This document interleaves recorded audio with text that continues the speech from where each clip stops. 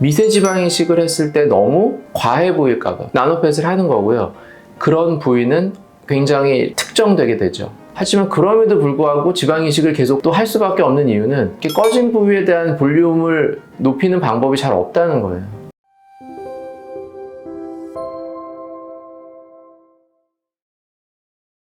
안녕하세요. 상담 오선생의 오선생입니다. 오늘 여러분들께 말씀드릴 내용은 나노펫 이식의 생착률에 대한 내용입니다.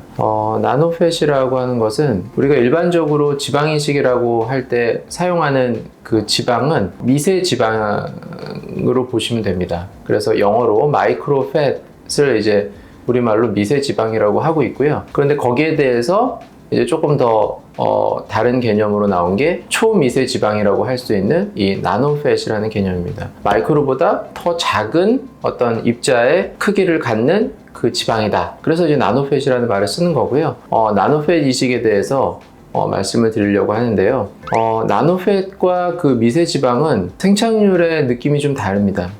나노팻이라는 거는 먼저 이 마이크로팻을 채취를 한 다음에 이거를 다시 정제 과정을 거쳐서 나노팻을 만들게 되는데, 일반적으로 만드는 방식은 이제 두 가지가 있어요. 그 미세 지방을 분리를 시키는 방법이 어떤 효소 처리를 하는 방법이 있고, 그 물리적으로 기계적으로 분리를 시키는 방법이 있습니다. 그래서 어떤 효소 처리를 하는 방법은 미세 지방에 이제 효소를 처리를 해서 그 지방 세포들 간의 그 연결 고리를 끊어서 더 작은 입자로 이제 만들게 되는 방식이고요. 물리적인 방식은 직접적으로 어떤 그 지방 입자를 더 아주 작은 그 관에 통과를 시키면서 큰 입자는 깨지고 작은 입자만 남아서 통과되게 되는, 그 작은 관을 통과한 작은 입자만 남게 되는 그런 원리를 이용한 어떤 물리적인 그런 방식이 있습니다. 그래서 나노팻이라는 거는 어떤 작은 입자의 지방들만 모여있다고 볼 수 있고요. 이 나노팻을 이용한 지방 이식을 할 때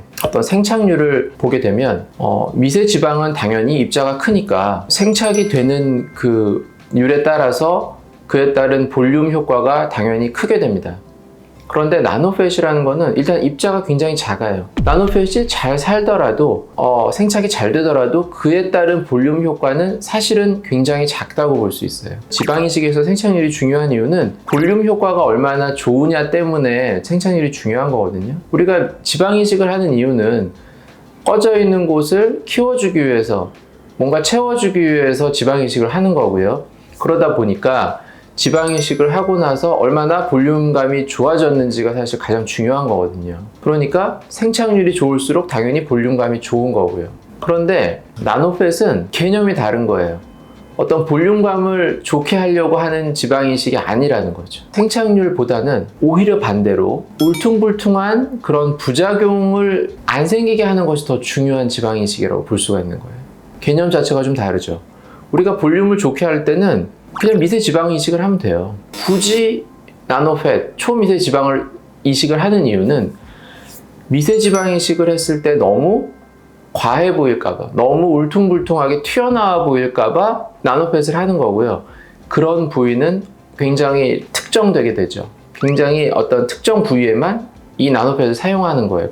그래서 저 같은 경우는 주로 어디를 사용하느냐면 눈 밑이나 눈 위, 이 눈 주변 부위에 사용을 하게 돼요. 그리고 나노팻을 주입하는 층도 굉장히 얕은 피부 바로 아래의 층에 주입을 하게 됩니다. 그래서 일반적으로 미세지방 이식을 할 때는 피부 아래층에는 잘 주입을 안 해요. 특히나 이 눈 밑이나 눈 위 같은 굉장히 피부가 얇은 곳에 피부 바로 아래에다 주입을 할 때는 피부가 얇으면서 동시에 피하 지방층이 거의 없거든요. 이럴 때는 얇은 피부 밑에다가 바로 지방을 주입하면 겉으로 굉장히 잘 보이겠죠.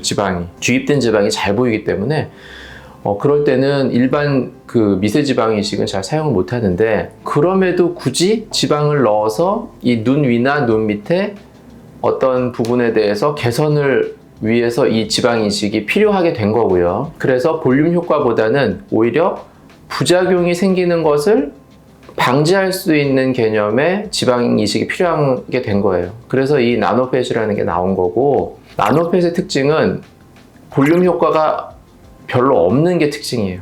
반대로. 근데 그러면 왜 이걸 넣느냐? 어디 넣느냐면 정확하게 눈 밑 이 고랑선이 있어요. 눈물고랑이라서 여기 눈 밑 고랑이 있죠. 여기에 정말 이렇게 가느다랗게 보면 이렇게 주름처럼 이렇게 피부가 살짝 파인 듯한 느낌이 살짝 보이거든요. 이 부위에 피부 밑에 어떤 그 주름을 살짝 펴는 느낌으로 주입을 하게 돼요. 우리가 피부에 살짝 들어간 이 주름을 피는데 볼륨이 많이 필요하진 않겠죠. 하지만 안 한 거랑은 좀 다른 이제 그런 정도의 효과를 위해서 사용을 하고 있어요. 그래서 나노펫 방식으로 지방을 만들어서 그 고랑 선에다가 주입을 하게 되고요. 그러면 주름이 조금 연해지는 느낌이 들거든요. 그런데 눈 밑 부분에 있어서는 이 주름이 살짝 연해지는 것도 의미가 있어요. 이 정도로 작은 변화도. 그런데 뭐 이런 볼이나 이마나 이런 부분에 아주 조금을 넣었다, 나노펫을 넣었다, 이게 무슨 의미가 있나요?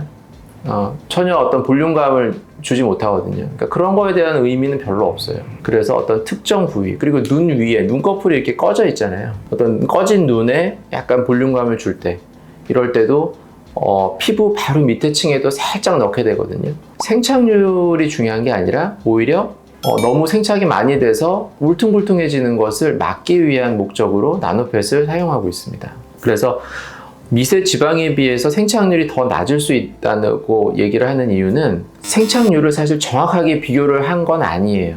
사실 비교하기 굉장히 어렵죠. 생착률이 더 낮다고 정확하게 말하기는 어렵지만 볼륨 효과가 일단 적다, 이렇게 말씀을 드리는 것이 좋을 것 같아요. 그래서 말씀드린 대로 나노펫의 경우는 생착률이 높은 게 꼭 좋은 게 아니다. 그리고 또 한 가지 질문이, 나노펫을 쓰는 주 부위가 눈 주위인데 생착률이 떨어지면 얼마 후 눈 주위에 다시 지방 이식을 해야 하는 일이 생기진 않는가? 물론 생길 수 있어요. 지방 이식을 했어요. 그래서 얼마만큼 남을지, 그러니까 생착률이 되겠죠.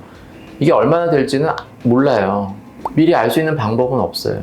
하지만 생착률을 높이기 위한 방법으로 채취도 하고 정제도 하고 주입도 하고 도움되는 것들을 같이 사용을 해서 그런 방법으로 할 수는 있지만 정확하게 이 사람한테 지방을 얼마를 넣어서 생착률이 얼마가 될 거라고 예측은 못하는 거죠.